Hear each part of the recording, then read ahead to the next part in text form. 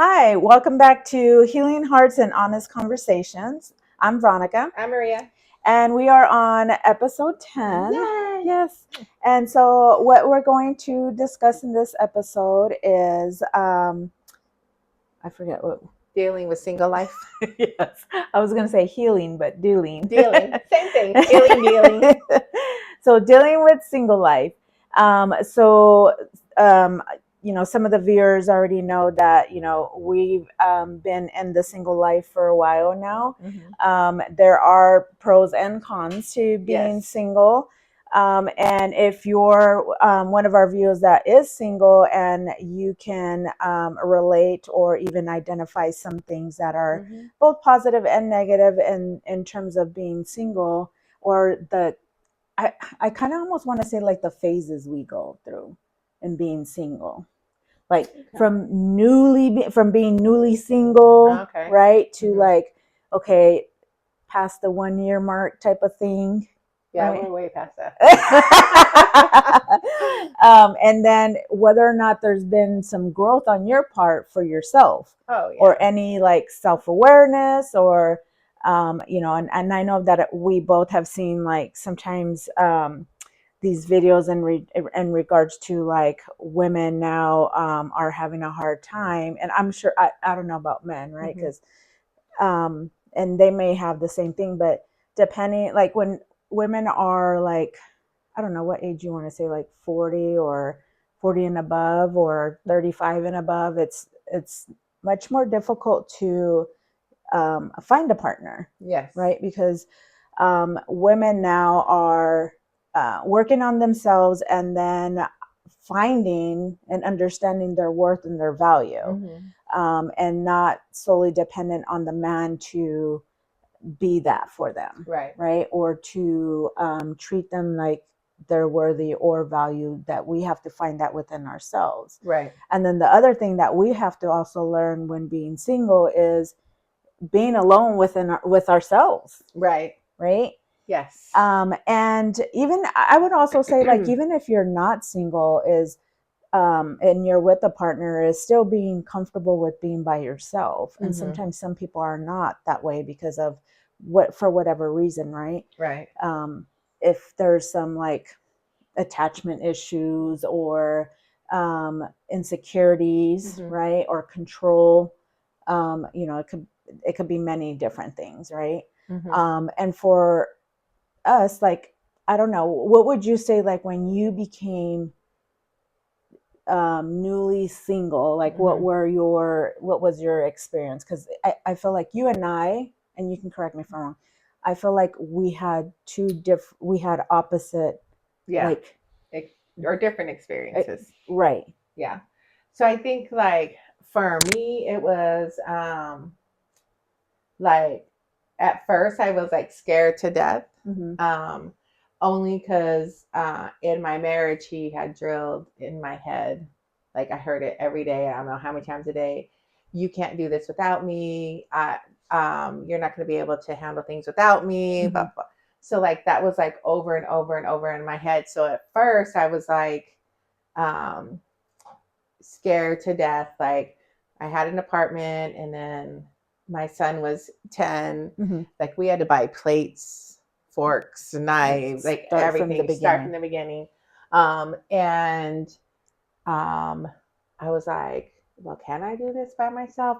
But what I found out was like, I started telling people like, well, this is what he's saying, I can't do this by myself. Like, do you think I can do this by myself? Like, what, they were like, well, that's ridiculous. You know what I mean? They were just like, and what help do you need that you can't do this by yourself, right?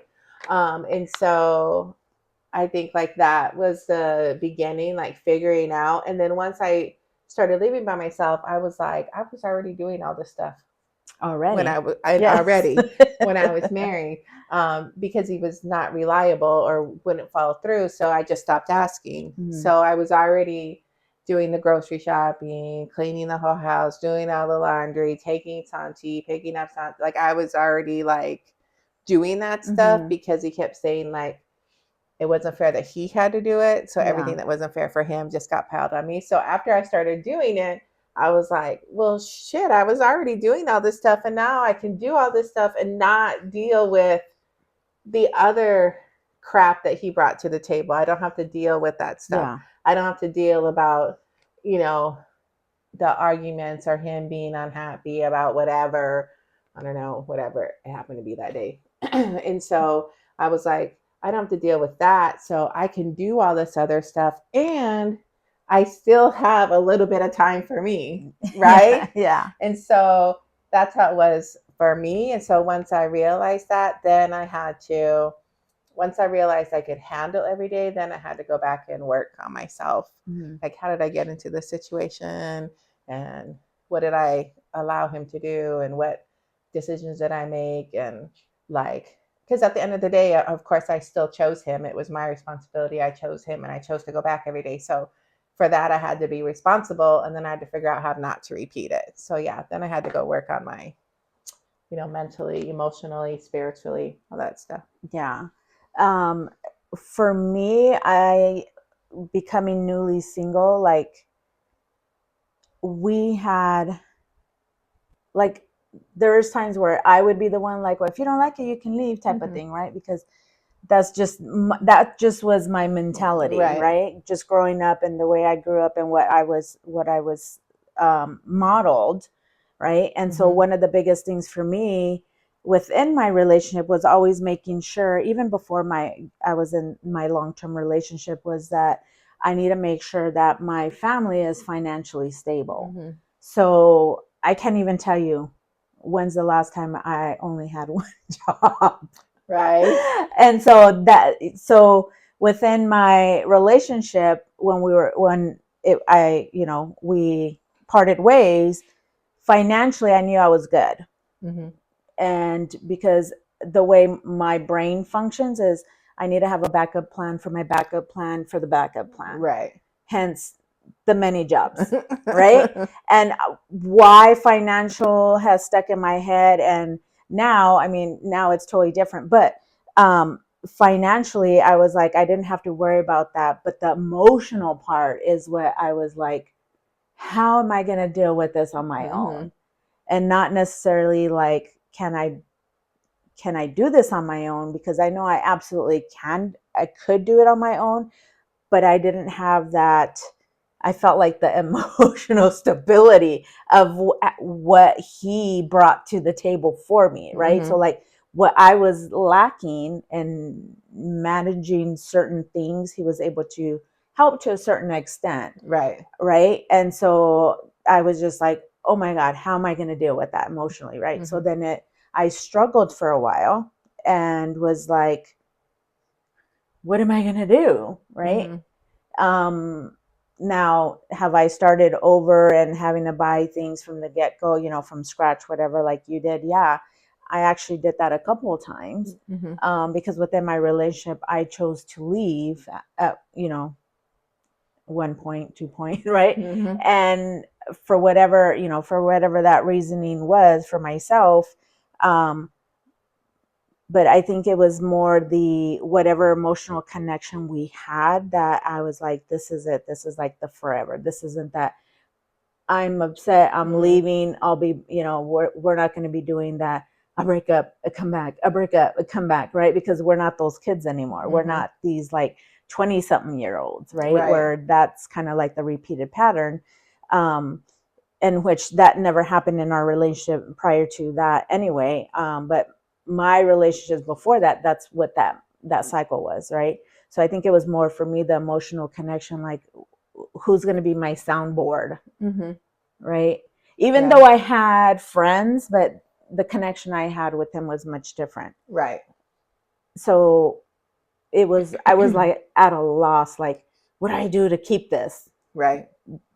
But I already knew deep down it was already lost. Mm-hmm. And there's no turning back, even though he mentioned some things of a possibility. So like throwing that little tidbit of hope. Right. When, now that I think back at it, I'm like, fucker. Mm-hmm. So it was like a major emotional roller coaster. Mm-hmm. Yeah, because he was like, well, just in case this doesn't work out, we might get back together. Yes. There's actually a new song Morgan Wallen sings. It's called Just in Case. And it's exactly it's exactly when I was listening to it, I was like, yeah. Yeah. I didn't have that part. I mean, like I was just like, once I left, then that was it. Like I was gone. So I didn't have that part. But I remember going through that with you and knowing that he was just like dropping these little like crumbs, because we called them crumbs than before. It was like a little crumb. Yes. And I was just like, to keep me there. Like I felt, and I don't know if he realized that he was doing that, I don't know. But who knows, right? But it was just like when I thought I got my shit together, so to speak, it was like something would happen where I'd have to be in contact, right? Because of my son or whatever. Right. And then, oh, no. It was like, let me check in on her. I want to know how you're doing. Yeah. And then it would take me back into that cycle, right? To the point where then I was like, I need you to stop asking, checking in with me. How am I doing? And we need to separate it and just leave it just based on the kids, right? And only communicate with that. You don't need to know anything else about me, because then I'm like, I didn't tell him that part in terms of like, because I spiral or whatever, but I told him, I don't need you to know anything about me, right? Just like, I don't need to know anything about what's going on with you if it's not directly related to our kids. If we didn't have kids together, then it would have been a clean break, right? I mean, yeah, I still would have went through that whole emotional whatever, but I think then there wouldn't have been no reason to keep in contact, right? Yeah. I remember telling my ex, because he did that, like, hey, how you doing? You didn't want that job when it was yours, so you don't get it now. Don't ask me. No. Yeah. And that exactly. Was it. That was the last time, like when we were married, you didn't want that job. You didn't want the job of like checking up on me or doing it. So don't call me to ask me. Yeah. Yeah. And then it's like, then you go through what I call like my year of grief, right? Because it was like so up and down for me. And then I was like, okay, I need to do something about this because I can't be stuck in this. And then after the year mark is when I was like, hanging out with a couple of the girls, and they're like, why don't you start dating? And I'm like, of course, when you try to like go back out there, you question like, should I or shouldn't I? What's out there? What's not out there, right? Because I've always questioned, like, did I have a bad picker? Like I told you that early. Like, maybe I just have a bad picker. Like there's something wrong. But your radar's malfunctioning. Yes. And then like after a year, right? It's like feel much better. Right. Feel like I can function at a new normal, a new norm, right? Without this person. Right. And then having to be alone with myself, right? And actually enjoying being with myself. For the longest time, I would say I would never date me. And now that I think about it, I'm like, that's awful. Yes. And I think I sent somebody, it was like a meme or something. It was like, I found the love of my life, and that's me. Yes. And I would totally date me. I would totally date me today. I would totally date me. I would marry me in a hot minute, and I would like do everything I can to create a partnership versus a divide of who's going to be the one that's going to be like the alpha, and then who's gonna that it doesn't work that way, right? The transactional, yes, because I felt like in my previous relationship, it was like part of me was trying so hard to control my situation and the things around me, and not that I was like controlling him in any way, but I had to have control because growing up, I didn't have control. It was chaotic. It was out of control, and there was no management of safety, so to speak, right? And so now, like being alone and having to deal with my listening to my thoughts, right? It's like, it's so loud. like turn the volume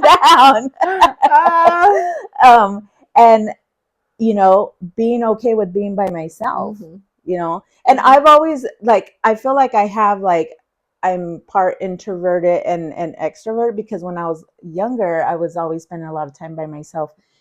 A lot of times reading. Yeah, like I mean, I still do that. Yeah, I do that. So my nickname growing up, my brothers would call me a hermit. They would call me hermit because, and I would just ignore them. But now I'm okay being with myself because I'm great company, and I actually now can experience boredom. There you go. So how was like after the year mark for you? So the year mark, so I took a little longer because of my situation. I took a little longer to work on myself, because I did not know. All I kept telling myself was like, you're an intelligent woman. Like, you have a master's degree. How did you get into a domestic violence situation? Like, how did that happen to you? Like, you know what I mean? Yeah. Like, and so it took a long time before I could stop asking myself that question, because once I started working on myself and understanding how, like, the dynamics of a domestic violence situation, or how it develops, or what happens to victim versus perpetrator, like what goes on in your mind. And then a lot of the things I thought like was just me alone, like it was only happening to me. Of course, like it sounds dumb now, but I could find out like it was happening to more than just me. Like I started reading stuff online and reading books and everything, and it isn't about intelligence. It was about just the things that we do automatically, being women and caregivers and mothers, like being flexible and nurturing and empathetic and things like that, and doing those things and providing that for someone who didn't deserve it, or was using it as like manipulating things in order. And then my response would be that. And then eventually I was like kind of isolated, not at work, but outside of work. And so then I had to figure out how to like reconnect with everyone, and then be honest about what I was thinking or feeling with like my friend group, you know, like what was going on. Yeah, because I mean, like Lavette is my oldest and dearest friend, but she didn't know. Like she didn't know. So so that was like a big thing. But now I'm just like, now I just tell everybody everything.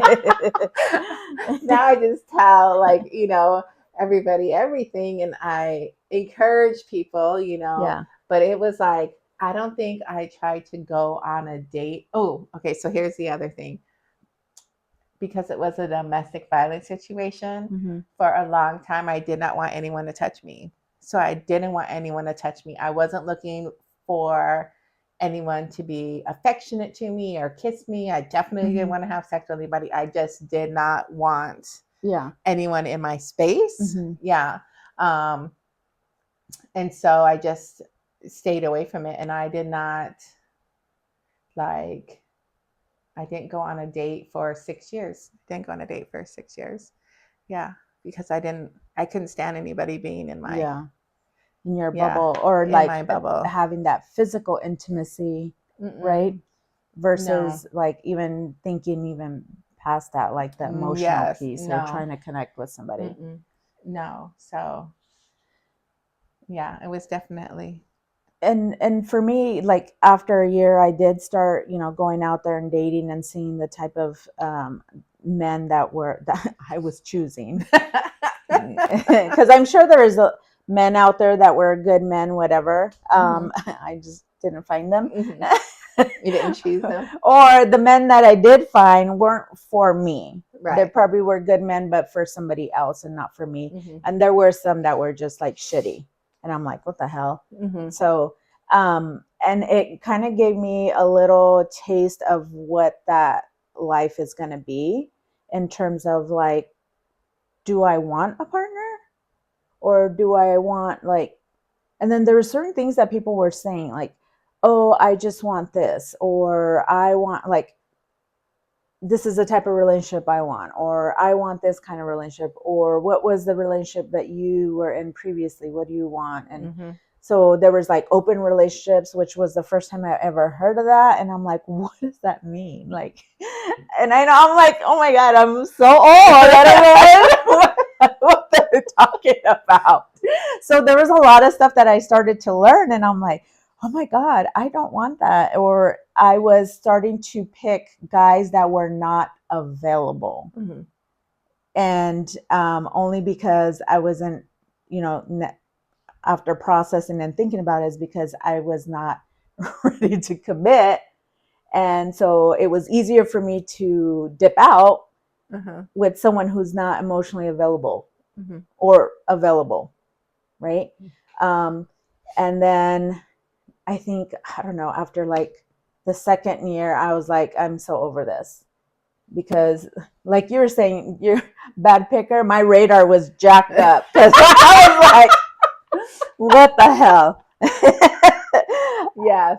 And then I started to find out that I'm not the only one that I guess our radars are, it's not our radars that are broken. It's just like women now are different. I don't know if I want to say a different breed now, but I think to an extent, not all, but some men, and I feel are intimidated by us now because what do we like? In my head, I started thinking like, what do I really need them for? Right. Obviously, I want a partner, not a companion. Because I mean, my friends are my companions. We go out, whatever. A partner that I can build a life with, right? And share, on a deeper level of things that maybe I wouldn't with my friends or whatever, right? Making those connections and the intimacy and whatnot. And not necessarily like, I don't need them financially. I don't need them to provide for me. I don't need them to provide me a house, a car, pay my bills, whatever. Now, if they wanted to, I'm okay with that to an extent, because then I'm going to be like thinking, oh, my whole little head of control is like, what do they want in return, right? But that's the transactional relationship. I know. So we don't want that. We want someone who's just going to like, do for us because they want to do for us. But I do understand that, like, when you start questioning, like, what would they provide for me? But that's because that's the relationship I came from. Like, when, like, you're not doing this, you're not doing this, you're not doing this. So me trying to do more and more and more. And so, like, when you were talking, I was like, there's a certain amount of people pleasing that goes on in the marriage. And then I was like, well, that's the transactional marriage, I think, right? Where things are like, excuse me, you do this, I'll do this. You do, like, and so I think that's probably what I had. But I think the thing that makes it hard when you're dating is that there's a lot of people who still want it to be transactional. Like, I don't remember seeing any profiles that are like, I want to find someone like that I can take care of or that I can provide for. Like, there's none of that. It's always like, I want them to look like this. I want them to value this. I want them to like to travel. I want them to like like the same, like, in other words, like the same be thing. like me. That kind of thing.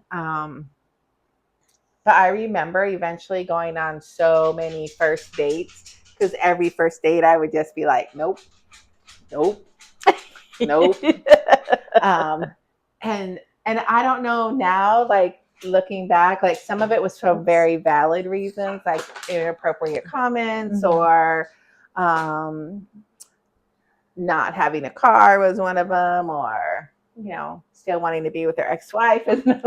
Like, I remember being on like those dates, and then like other of them I was just like, no, I don't. And I think part of me just wasn't ready. I was just going on dates to kind of get in the habit of meeting new people. But yeah, I don't know. Yeah. And I think I said this on a different episode, is that if they didn't give me a reason why not to continue to date them, I found a reason why not to continue to date them. Yeah. And they could have been, very nice and, take me out and they paid or whatever. Not that I expected that, but because I just went into like, hey, I have my own money. I can pay for my own, the own thing, whatever. And I don't want them to think that's the only reason. Because there was a guy, one or two guys that have said, oh, women are just trying to go on a date just to get a free meal out of it. I'm like, I could buy my own meal and I can make my own meal at home, type of thing. But I also think like if we're looking at a little bit further down the road, because these things happen to me at times, is that when there's a time of vulnerability for me, sometimes I will think of my ex, and then I start to replay in my head, like, if I would have only did this, or I should have did that to have a different outcome, right? But then when I'm, however long I stay in that, which isn't very long because I snap myself out of that, then I'm like, what the hell, right? It's like the shoulda, coulda, woulda. It's like we can't be in that thinking process, right? No. And you had mentioned something about that when I was like, I got so irritated with myself because he popped in my head, and this is what I was thinking. Because I think like there are times of vulnerability, like where you do get lonely, like not that I want us to be back together, not that kind of thing, but like you do get lonely, or then you start having negative thoughts about yourself or whatever. And so for me, I think like at times of vulnerability, and I did say this to you because of what we do for a living, and because our job is really of being of service to other people and helping people improve their lives, their quality of life, and really focusing on that, whatever, 40, 50 hours a week, however long we do it. I think that sometimes that makes us not just vulnerable, those vulnerable moments when you're lonely, but then also vulnerable to, like, for me, I always think like that's a moment where the devil can come in and give me negative thoughts, right? Or make me think bad about myself. And I know not everyone believes that, but most people believe that there's obviously something bad out there. And I think that does come into play in our thinking for me. And so sometimes I'm like, not today, devil. And then I just like go on with my day. Yeah. But I do think like they're just like, it's just trying to make us not be as strong as we are to be able to help other people. But I think it's okay to have moments of loneliness. But I think the thing that makes us different is that we have a way to cope with the loneliness that doesn't make us feel bad about ourselves or about our situation, and doesn't make us think that, oh, I need a man. Because I do think like there's moments where I'm like, it would really be nice to have someone be here, like, so I would feel safe, or that I would feel like someone has my back, or like, oh my God, when I was sick, it would have been really nice to have someone take care of me. But I don't think that necessarily makes us desperate, or, you know, or just in a state of loneliness all the time. I think it's okay to have moments, but also in those moments to remember that it's just a moment of vulnerability, and that it's okay.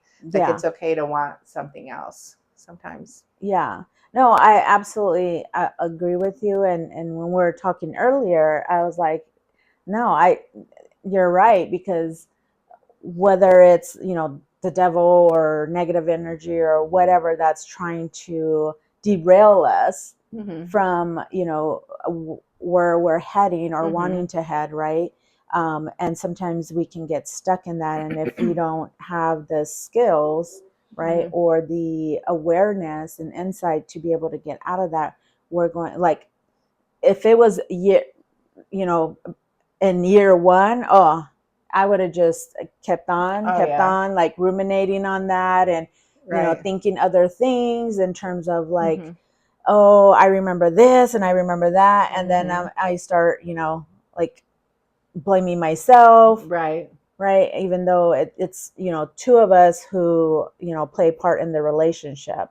But each of us taking accountability, or at least, I mean, I can only speak for myself, taking accountability for the stuff that I've done. And I do truly believe, like, if this didn't happen, I wouldn't have made the changes that I needed to do in my life to actually live a happier, healthier life. Meaning, like, not 100 jobs, man. Like, taking vacations. Because I remember, like, I was so focused on making money to make sure that financially we did not have any issues. Even though he worked too, and we weren't having money issues, but in my head it was like, we need to have backup plan. We need to make sure we have savings and we have this, and just in case. I was always working for the just in case, right? And so that was like my anxiety, just feeding that, like the just in case, which interfered into my relationship and all that. And actually my whole entire mental health and well-being. Now I can say that I make sure I take all my PTO. I travel a lot. So those of you who do know me know that if you're not with me, traveling with me, that you are watching my my Instagram posts of the different states or countries that I'm traveling, because now I'm doing more self-care and taking care of me instead of, like, I don't know what you want to call it. I was like living to work instead of working to live type of thing. And then the other thing is, like, I'm okay being by myself. Like, I'm happy. I get to do whatever I want when I want. I don't answer to anybody or have to check in with anybody to say, hey, are you cool if I do this? And not necessarily asking permission, but just being, letting your partner know, like, hey, you cool? I'm running late or whatever. Obviously I have my dogs, my responsibility, and I have to make sure they're taken care of. Right. But I think a lot of us, whether you're male or female, sometimes if we haven't been alone, have struggled with being by ourselves. Yeah, I don't remember struggling being by myself, like finding something to do or being like, because I could never do anything. So like it was a relief to kind of be by myself. I remember sometimes like kid responsibilities or work responsibilities would feel like overwhelming, right? But I think now the other thing I notice is now being single, like I have less anxieties about a problem for me, only because it's up to me to work out. And so not that they don't get overwhelming, but I don't have to pick a solution that works for two people. And I don't mean like in a partnership, because the relationship was already so unhealthy. To try to reach a solution on a problem was like, felt like such a big issue. And so now I don't have to deal with that. Not that it wouldn't be nice to have a partner to, like, talk about things with, but I don't have a problem with being lonely or solving problems. I guess. But I think, how we can end with this is like practicing being okay, or actually identifying what do you struggle with in yourself, being, to be alone with yourself. And I know, like, and what I'm talking about is much different than feeling lonely and you're surrounded by so many people, and what we're dealing with, but like physically being alone, right? And then being alone with your thoughts, in terms of, if there's a negative thought that, you have a vulnerable moment, that how do you recover from that? And obviously it doesn't happen overnight. It has to take lots of practice, changing how we think, and what's the evidence that backs up that negative thinking, right? And so just we share our stories because I do believe that there's other people that have experienced things similar to what we've experienced and have struggled when you go through a separation, whether it's a divorce or just a separation in a relationship. And it doesn't necessarily have to be like an intimate relationship. It could be like, a relationship severing from like a friendship or a family ties or whatever the case may be. I truly believe we go through a period of grief, and however long that is, right? We can either stay stuck in it or we could do something about it. And just thinking about that if you're in that kind of situation as well, as like, there's so many supports out there to help you to work through that, and just identify like, I can be alone and be happy. But I'm choosing to want to be with a partner, right? Or choosing to have certain people in my life, and that's okay, because what's going to work for you, only you would know, right? Yes. All right. Well, thank you for listening to us. Until next time.